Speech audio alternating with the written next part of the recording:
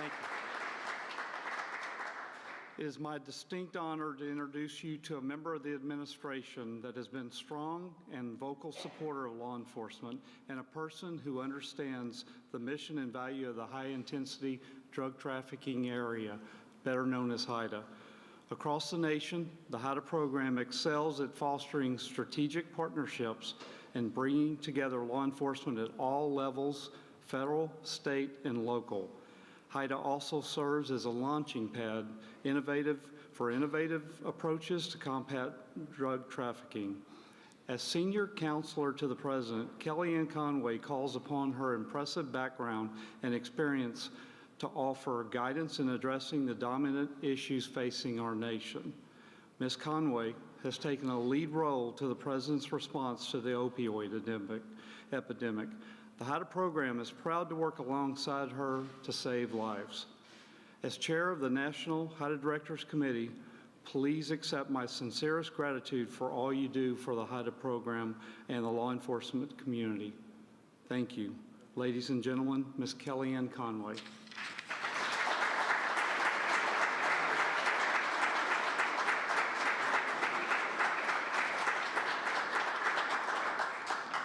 Thank you very much, Mr. McDaniel. It's great to see you again and to have you with us here today for a very special event with our Vice President, Mike Pence.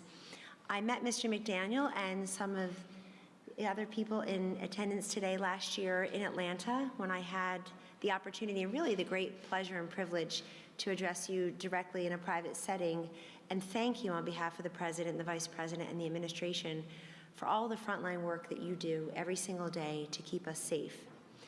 We recognize that the efforts to keep us all safe and secure now include trying to keep pace with and to break the back of what is the most disturbing and most severe drug crisis in our nation's history, the opioid and drug crisis. I'm very pleased to help lead an effort for this White House and in this administration to bend the curve in the right direction.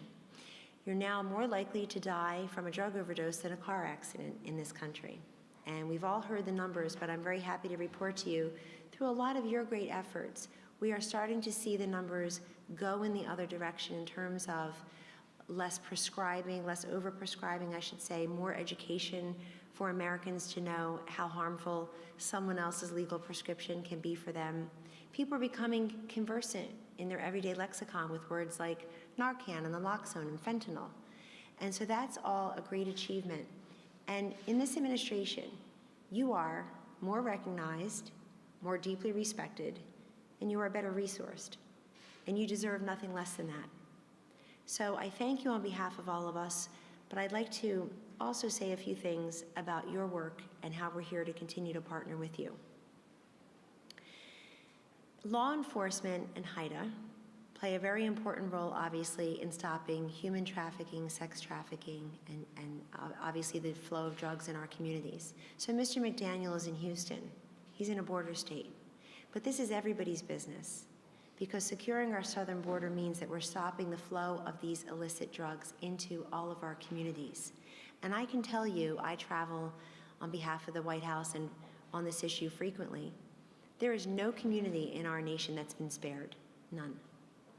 And that's why we're very grateful under this President's leadership and through our now Director of ONDCP, Jim Carroll, in his acting capacity previously, he went to Alaska last year and opened the 50th and final state HIDTA, area HIDTA. And we're so pleased for the first time in 10 or 12 years that that happened because it shows the commitment we have in making sure that every nook and cranny of this great country has what it needs in terms of the high-intensity drug trafficking resources and manpower, woman power, real woman power.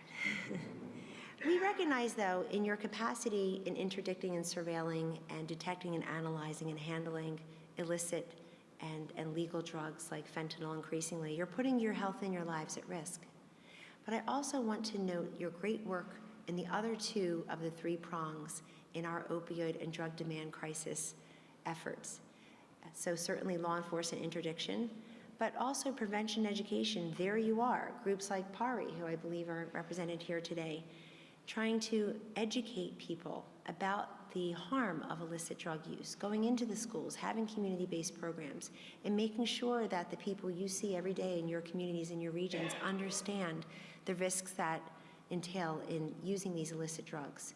Making sure people know words like fentanyl, they understand that it's being laced into meth and marijuana and cocaine and heroin increasingly, and street drugs certainly.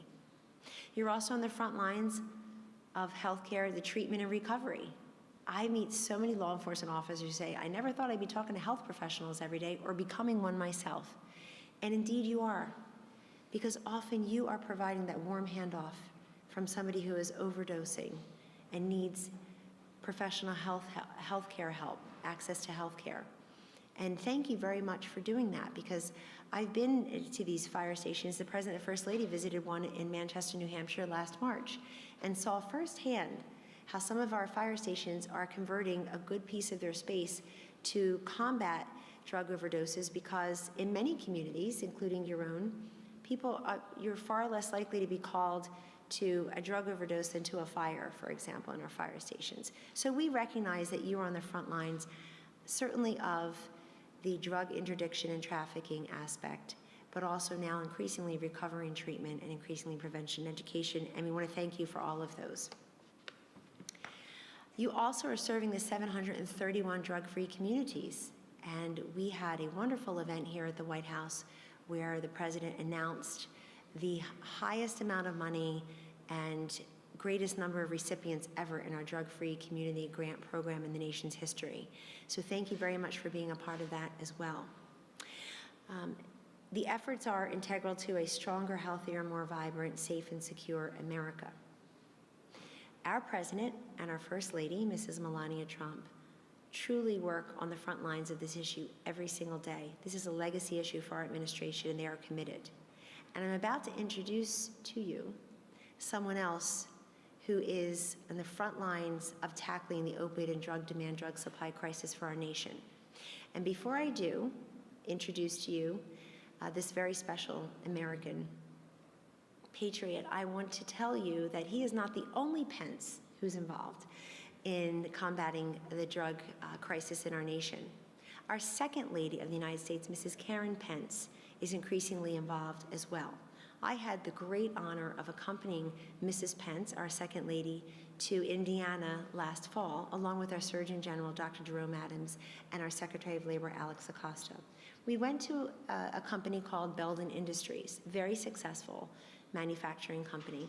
And Belden has a cutting-edge program wherein if you fail a drug test as a current employee or even as a prospective employee, instead of kicking you out and firing you, they recognize that your job is often your greatest path forward to recovery, the greatest path forward to reducing the stigma and the silence that may attend to your addiction or your disorder, your misuse disorder. And so instead of firing you or kicking you out of the employment chain, they demand that you, if you keep your job or if you want to continue to apply to for that new job, that you go into treatment immediately. And they've also got skills training. They've teamed up with health professionals, a local community college. A very great example, Belden Industries, and there are others across the country. But I wanted to tell you about that too, because that affects your work and you affect their work.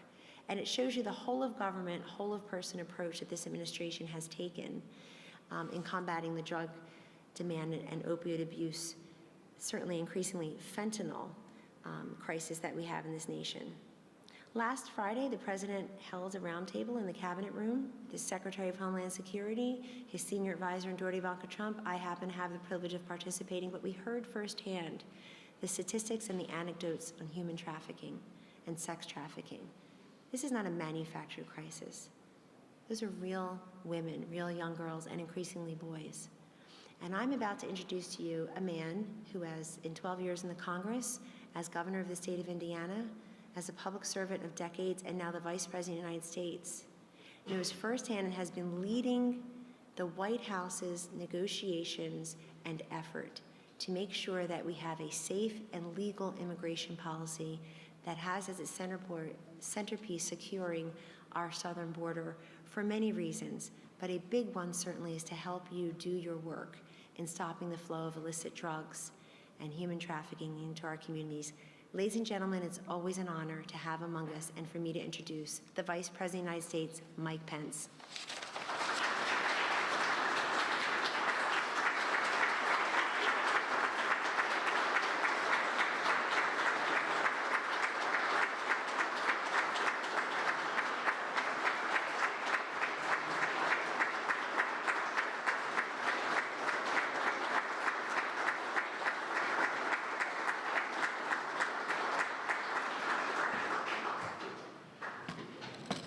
Thank you very much, and why don't you join me in thanking Kellyanne Conway for her great work on the President's Commission to combat opiate abuse and addiction, and for her great words today. Kellyanne, thank you so much.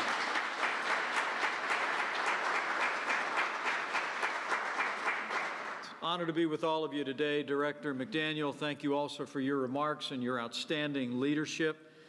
It is an honor to be here today with so many courageous men and women, so many representatives of law enforcement at every level from all across this country, leaders of the high-intensity drug trafficking area program. On behalf of the First Family, welcome to the White House.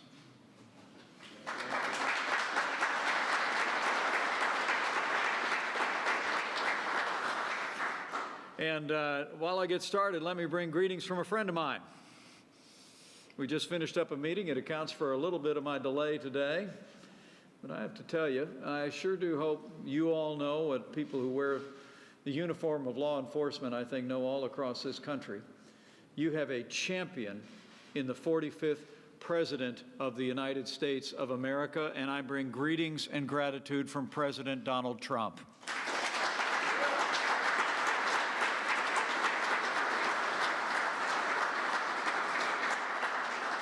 The President and the First Lady, just like my wife and I and our family, our entire administration, are frankly humbled by the service and sacrifice of those who protect and serve all across our country.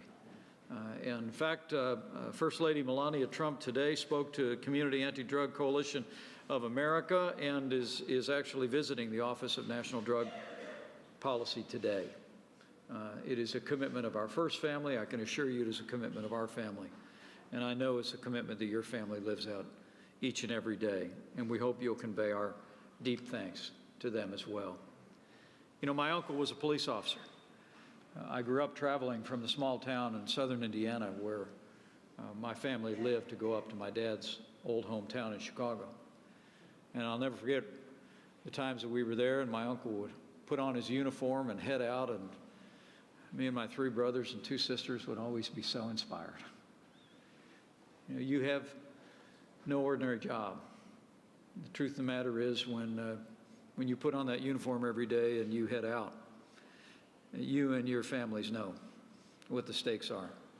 So let me just assure you that you are heroes to your president, to his vice president, and you are heroes, and your families are heroes to every American. And we thank you for your service. We do. What brings us here today, and I trust is evident to each one of you in working in this critical federal and state effort, is that President Trump has made the fight against illegal drugs a top priority of this administration. You heard his commitment to that mission just 2 days ago in a State of the Union address, as the President told the nation that we are committed to put drug dealers out of business and truly make America safe.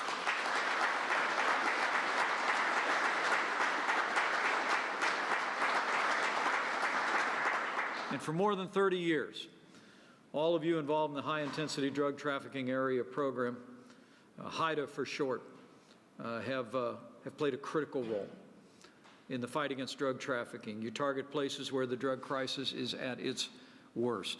The counties where the overwhelming majority of illegal narcotics are smuggled into our country and into our communities. You literally are on the front lines in the war against illegal drug abuse and addiction. To combat the crisis, the HIDTA program has forged unprecedented cooperation evident here today in this room between federal, state, local, and tribal law enforcement authorities, from the FBI to the DEA to city police chiefs and county sheriffs. It is a nationwide, every level commitment to combat drug abuse and addiction in America, and we are grateful for your leadership and service. We truly are.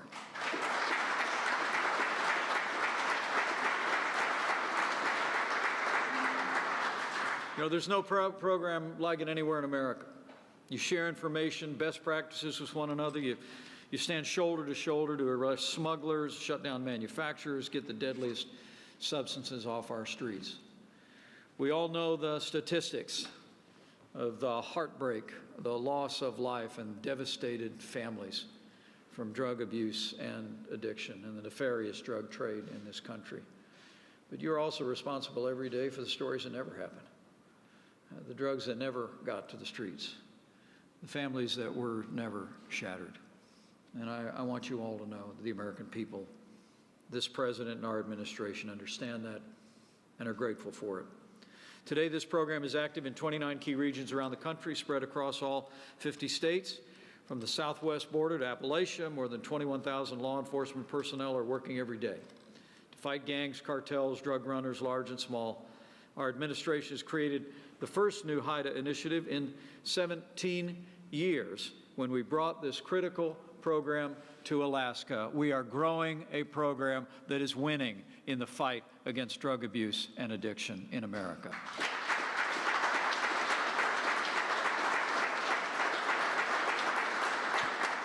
And this program has been a great success. Our first year in office, the men and women of the HIDTA program broke up smuggling rings with ties to major transnational criminal organizations. You disrupted or dismantled more than 2,700 drug trafficking and money laundering organizations. You also got more than 23,000 firearms off our streets and made more than 90,000 arrests. All told, you seized more than $16 billion in illegal drugs. Thanks to your courage and dedication, those drugs never reached our streets, our cities, our families. The American people are grateful.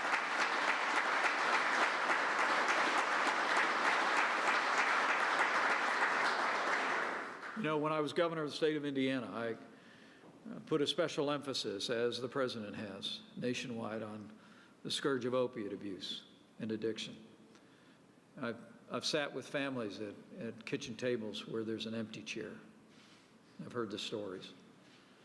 I've also sat with people who've overcome addiction and are on the road to recovery. I've seen firsthand the impact of the work that you're doing, and I want to assure you of our admiration and our gratitude.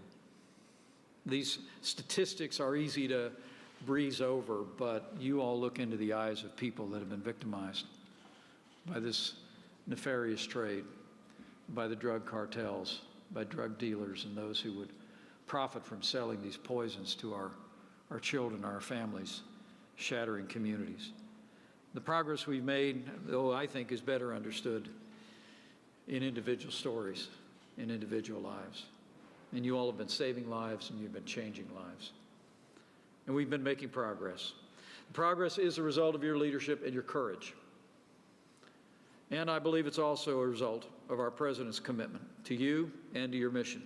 Since day one of this administration, I'm pleased to report we've taken action to give you the support you need to accomplish your mission. Within the first month of taking office, President Trump signed an executive order to empower law enforcement to combat transnational criminal organizations, drug cartels, and gangs more effectively.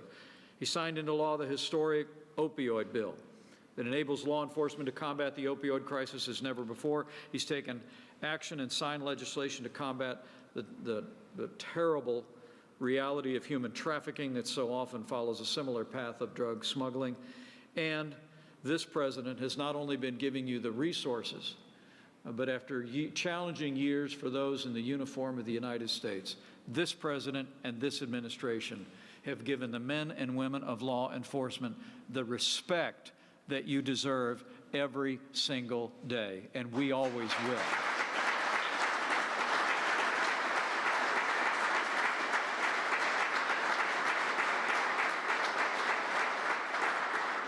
We're fighting for you because we know every day you're fighting for the American people. You're considering the lives of others more important than your own. And we know it's a calling, and it's a profound calling that involves sacrifice for you and your families. But you're making a difference. But despite the progress we've made, we know literally a river of illegal drugs still flows toward our country every single day. I received a briefing just yesterday at Coast Guard Base, Portsmouth, down in Virginia, and saw firsthand the flows of narcotics coming out of South America and Central America. I also learned of the daring Coast Guardsman who just sailed into port with more than 15 tons of cocaine they had captured from drug smugglers at sea. This mission is succeeding every single day. But nowhere is the crisis of illegal drug trafficking more evident or our challenge more profound than at our nation's southern border. And you know firsthand how serious this crisis is, because the southwest border high-intensity drug trafficking area is among the most active in this entire program.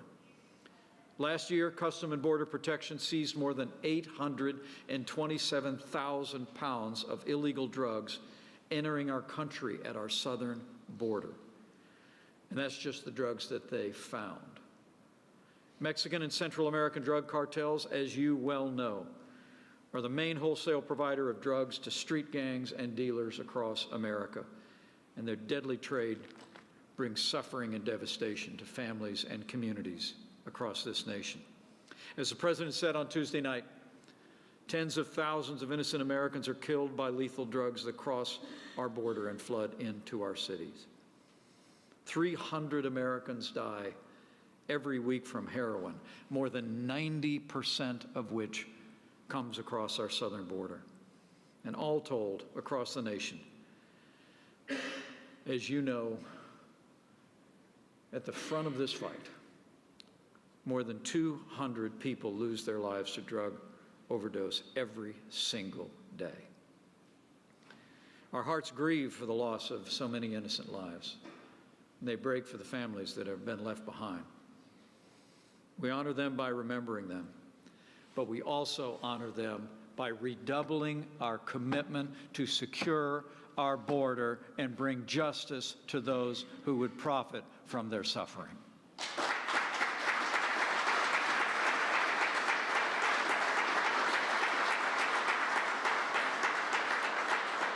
Just last week, Director Carroll unveiled our administration's national drug control strategy. He described it aptly as a strategy of action, and so it is.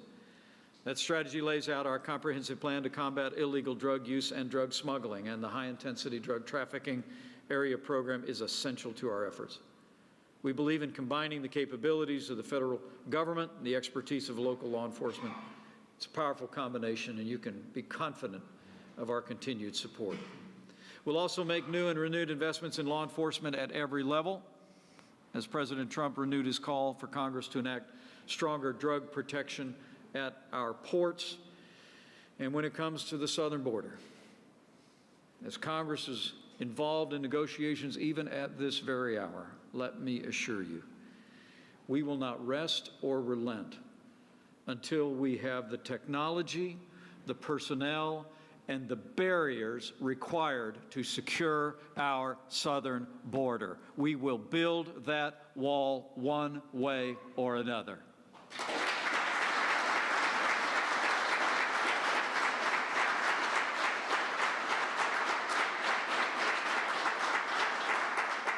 So thank you again. Thank you again for your presence here today, but more importantly, thank you. Thank you for your service. I said before when I started I remember looking up at my uncle when he would walk out the door in that uniform. And frankly, all the heroes in my life are people that wear uniforms. Men and women of our armed forces. I'm the son of a combat veteran from Korea, and I'm the proud father of a United States Marine. And I couldn't be more proud of the men and women of the armed forces of the United States of America. But let me assure you, the pride that every American feels for those who serve in that uniform equally applies to you. And we know it seemed fashionable in recent years to criticize law enforcement officers whenever tragic circumstances would develop in communities around the country. But I want to assure you that this president's attitude, our attitude, is emblematic of the attitude of people all across this country who feel gratitude to each and every one of you and to your families for the service that you render as you protect and serve our communities. And in this fight against drug dealers, drug abuse, and addiction at every level of government, I want you to know that you have the support of this president, this administration, but also know you have the support of the American people. And one other thing, I want to assure you that you have the prayers of millions of Americans every day who understand that you have no ordinary jobs. I mean, the truth of the matter is, as you walk out the door in the morning and you kiss your loved ones goodbye, you know and they know you have no ordinary job. And so just know that you go with our support, our renewed determination to give you the resources and the tools you need to drive this mission forward at every level of government, to protect our families and confront the scourge of drug abuse and addiction and drug dealing as never before in this country. But also know that you go with our prayers. And my prayer today would be to claim those ancient words that no harm would befall you, no disaster would come near you, that he would guard you in all your ways as you protect and serve the American people. So thank you. God bless you. Stay on it, and we'll stay with you every step of the way.